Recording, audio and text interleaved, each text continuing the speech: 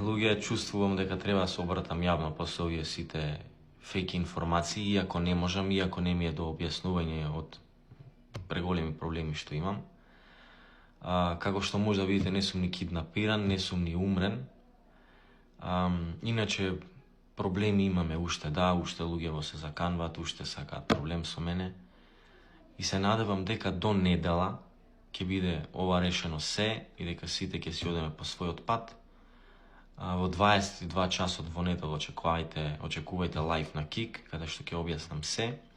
Моментално сум дома во Битола, добар сум, се е во ред, не излегувам од дома затоа што се плашам моментално за својата сигурност, за својата безбедност, за својот живот. И не правам лајвови, не објавувам ништо на социјални мрежи затоа што сакам да одморам од целиот овај стрес кој што ми го направија тие луѓе и на мојата фамилија. Се уште не можеме никој дома да се смириме, затоа што никогаш во животот не сме се соочиле со вакви работи. Така да знам дека ви фалам и вие мене истом премногу ми фалите, но издржете до недела, ќе биде се во ред, се ќе се реши на многу добар начин, на мирен начин.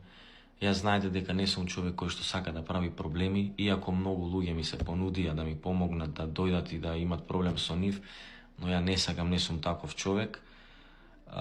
Ниту сакам некој да заглави за мене, ниту да се тепа за мене, ниту да прави проблеми за мене.